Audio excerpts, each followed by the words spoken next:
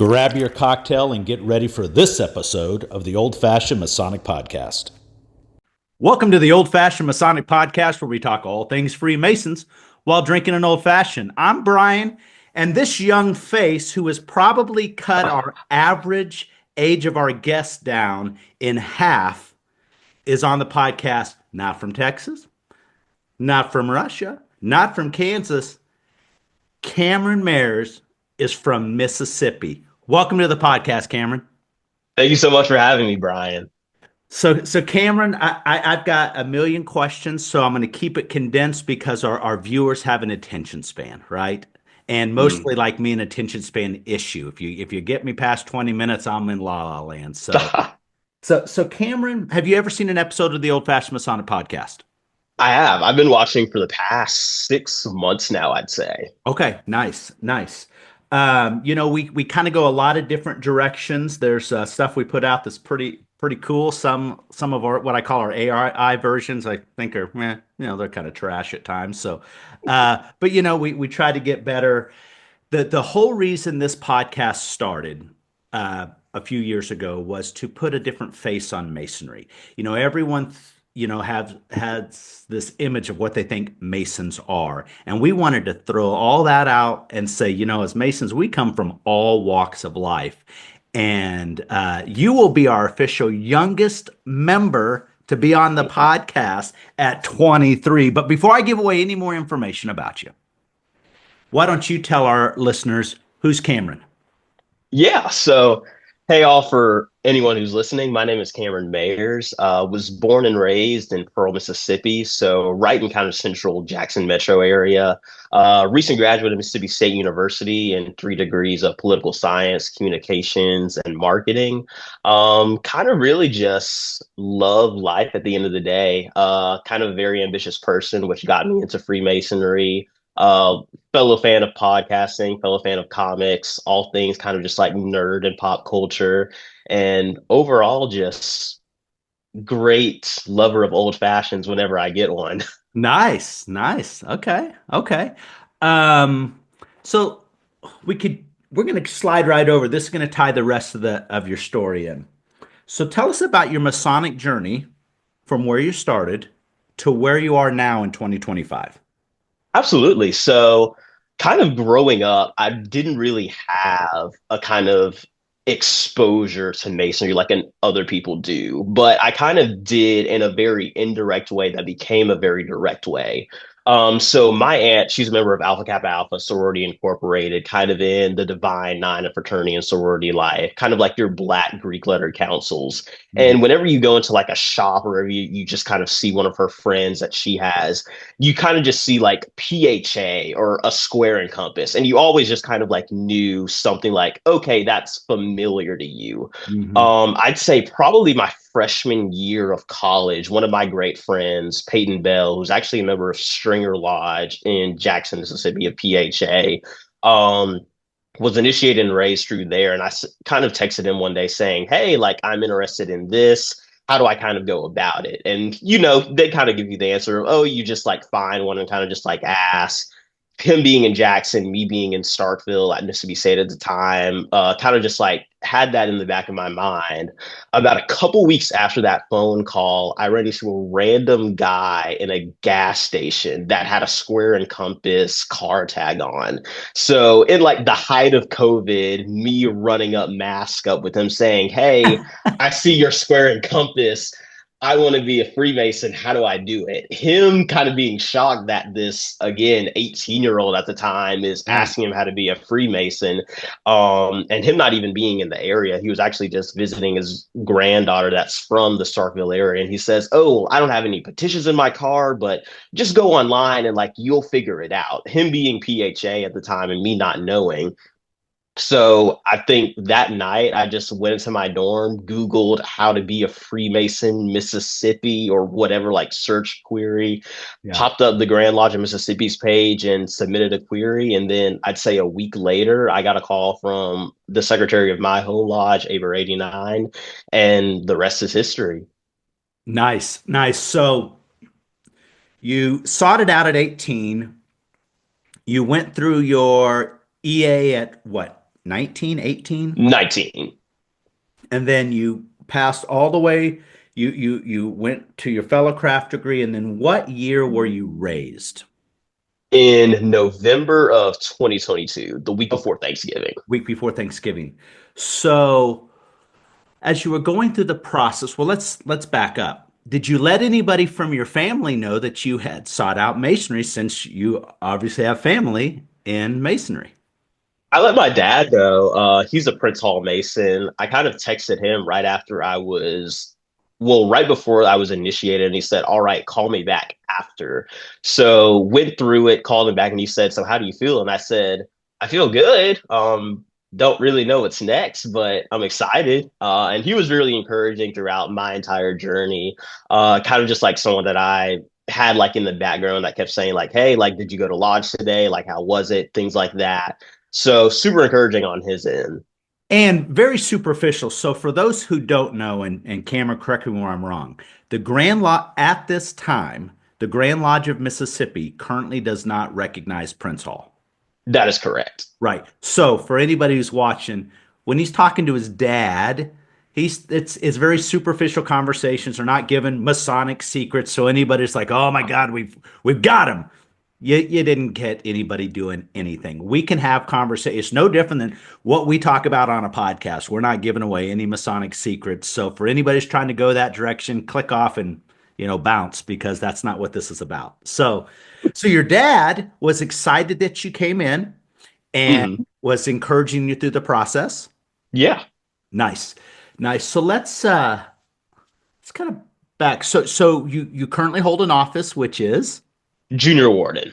so did they get you right when you were raised a Master Mason? The typical, did they put you right in a seat somewhere? Yes, it was kind of really circumstance. Our previous junior warden, before I've held the seat, because I've held the seat for the past three cycles. Okay. His name was Kurt. He was a staff graduate assistant at Mississippi State, but kind of went to actually Kansas for his actual job. Oh, nice. Once he was leaving, it was kind of really the cups of our election cycle. So he recommended me, the lodge voted me in, and it was kind of just a smooth transition from there. And I was plugged in, and now I've been in that seat for the past 3 years. Nice, nice.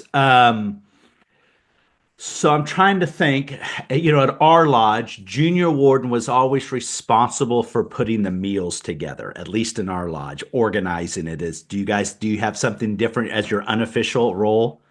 Well, considering I don't know how to cook, that we leave it all to our Tyler, and he's a far better cook than I could Oh, ever well, do. that's good. I'm not a cook either, but I'm an organizer, so I can feel you. So let's before we kind of move on.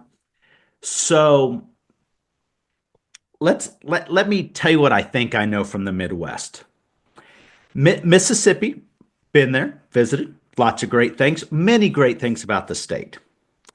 However, let's address what we would call the elephant in the room. We talked about this off camera, right? So you didn't go the Prince Hall route. You went Grand Hmm. Lodge, Mississippi route. And not because you didn't know one way or the other, it's the people who answered back, Hmm. right? You could have easily went Prince Hall, Hmm. right?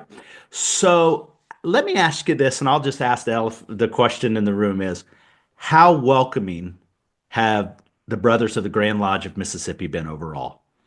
I'd say overall they've been super welcoming. In the initial meeting, when I first entered my lodge, I was told, "Hey, just letting you know, there's no black guys in our lodge," and it wasn't kind of just like a diss or anything. It was just like letting me know beforehand of Right. going in. Me kind of being myself and just like my background, I kind of looked at our secretary and said, "Okay, cool." I just left a history class where I'm the only black guy in an election year. So I'm used to Right. kind of just like being the only minority in the room. Right. But those are probably some of the most encouraging men that I've ever met. And I think Right. that's really what the fraternity is all about. I agree. I'm in a group chat with a couple, like, well, all of them are older than me, but Yeah. probably a couple men. And once they listen, like, they'll know exactly who I'm referring to. That are some of like my closest people, some of my closest mentors that I've had in the fraternity. People Yeah. that I'll text and call at 2 a.m., 3 a.m., just running up the wall with random things, but also encouraging me anyway throughout my journey in masonry, whether that be Blue Lodge, whether that be appendant bodies or anywhere. Yeah. I'd argue anytime's a great time, but I would argue in 2025, this is the absolute best time for men to be joining Masonry, all men, because in the last a few election cycles have been very divisive for the country. I mean, it is what it is. But when you get Masons together, that, there's always horse shit that goes on in Masonry, right? But Yeah. overall, the pros overwhelmingly outweigh the cons. And I think all men, religions, races, join Masonry now, and you certainly won't believe the hype that goes on in the news media. Again, there's always nonsense, but I think what we have to do is be in front of each other and really understand, because otherwise we're letting somebody else form our opinions of who X group is, right? Right. And good on Mississippi. It's that's not it's very this is much more normal in the Midwest, especially in Kansas. We've recognized Prince Hall since 1997, and this is just it's not a thing where we're from. So I'm happy for you joined at the exact right time that you should have, I think, and good on you for walking up with a mask on in COVID and saying, "How do I join?" Right? Yeah. But that's great. So now that you're a master mason, um, and we've just passed the holiday season. So you've got other families that are in the fraternity. How is that? And is are they still inquisitive? Like, all right, how are you liking it? Because it seems it may be different than what we go through, and I'm just curious about how that conversation goes. Yeah, so the conversations are kind of somewhat minimal at best. They kind of just like know that I'm a Mason whenever our lodge just Yeah, posts anything through Facebook and I'm tagged in it. yeah, But other than that, they kind of just like, joke around saying, you could have went like Prince Hall or, we'll attend lodge like someday, like soon. So yeah, it's kind of just like little playful banter at the end of the day, or they'll just say like, hey, like let me see your ring and things like that whenever I wear like my Masonic ring yeah. around. But other than that, it's just like fun, playful banter. I love it. It's going to be cool one day when you guys can all sit in lodge together with your family. It's Mhm, going to be absolutely. it's going to be such a cool experience. And if you as you have cousins and other family members as they join whichever route, and especially if you're in a jurisdiction that recognizes, to be able to be there when they're raised. I mean, what it's like to go through the experience, but to really be able to be a part of it and witness that's what's going to be fascinating for you. So I'm excited about that future. So fast forward, one day you'll be a master of the lodge.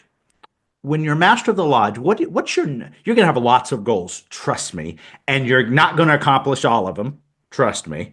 But what's the Yeah. number one goal that you would like to accomplish when you're a master of a lodge? I think it's really getting young members in. I think my home lodge is in a very unique position considering that it's in a college town. So kind of like a very benefit, but also a non-benefit, which we'll probably get into in a second, of Yeah. having the ability to get young members in, but also kind of the unfortunate con that, you'll have these guys at 4 or 5 years on average, given if, let's just say they don't go to graduate school at the same university.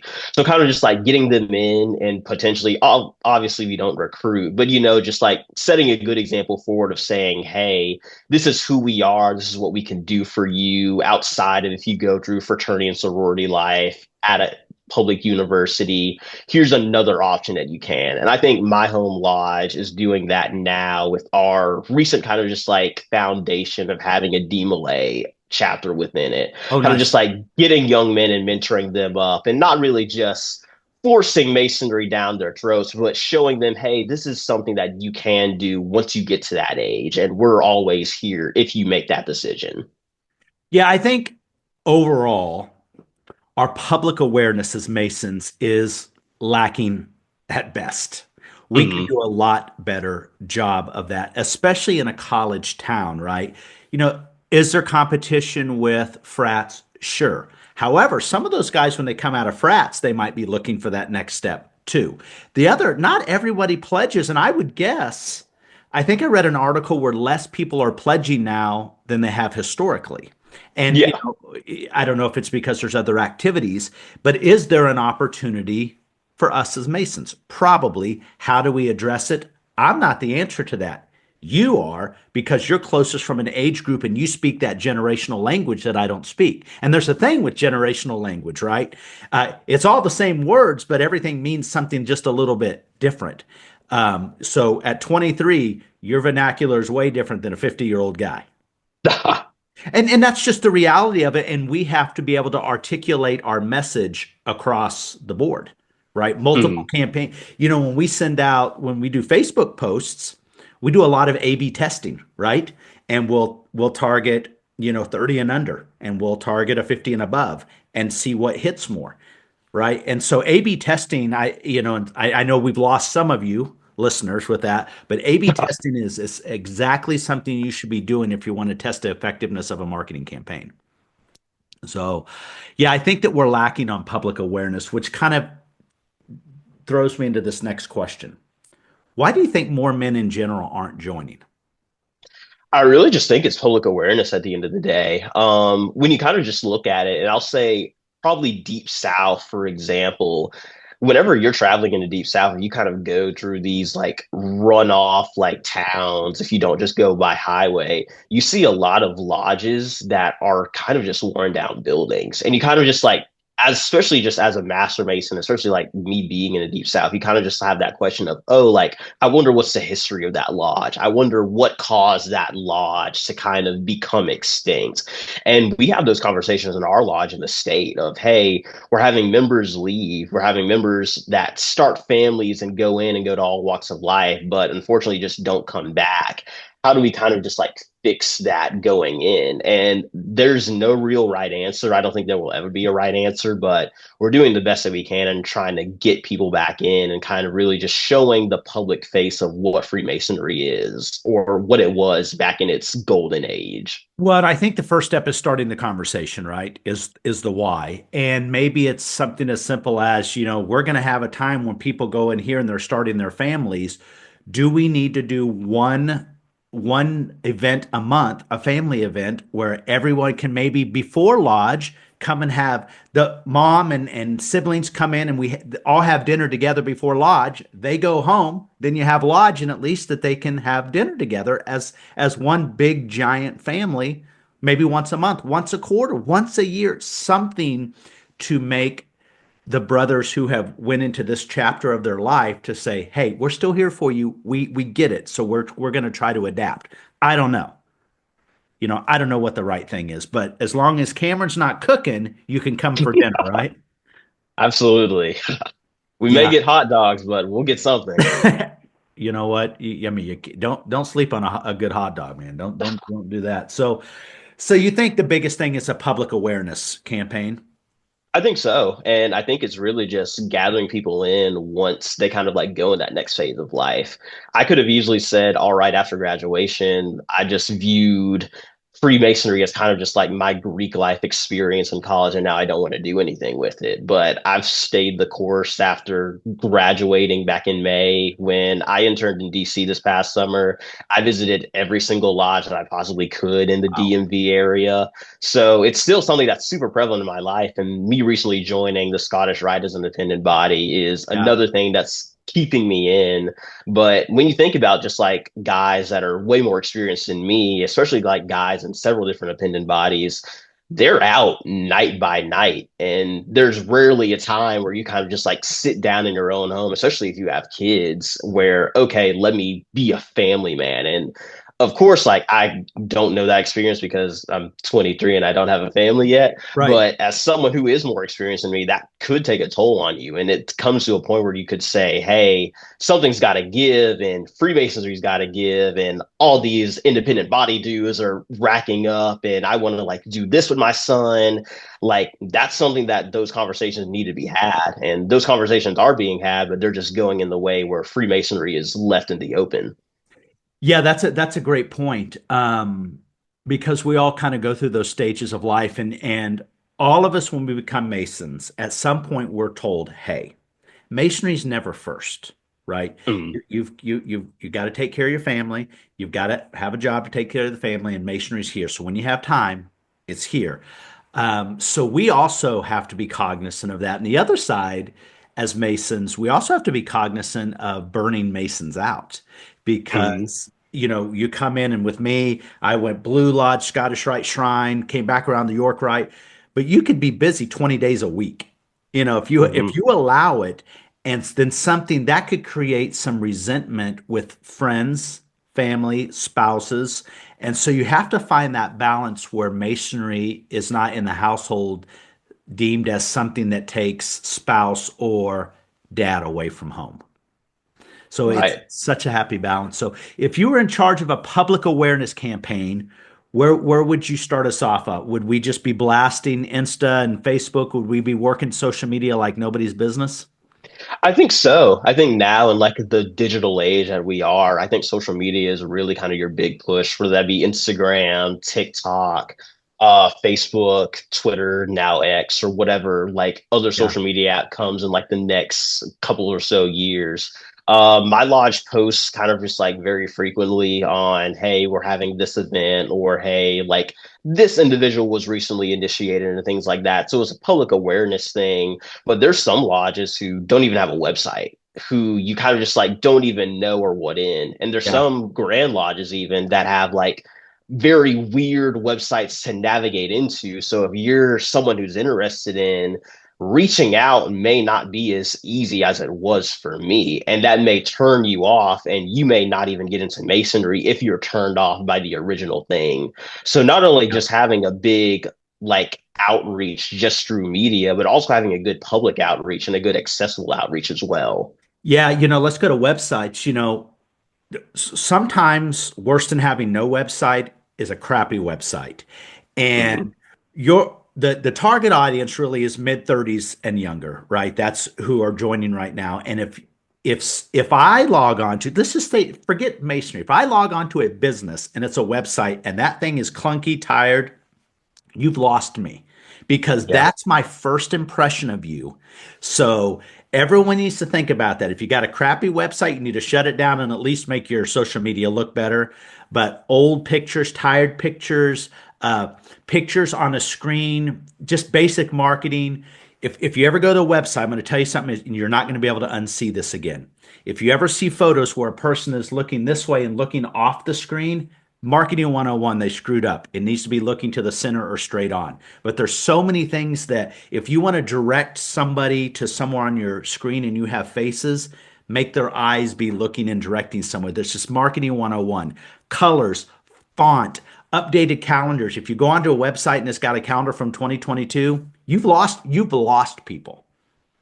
And I think all of that stuff is really free. You can get somebody on that can update your website. It's just attitude and effort. And I think at the end of the day, if you want to change masonry, get it moving, we have to change our attitude and put in a little more effort. It's not rocket science what we have to do as masons.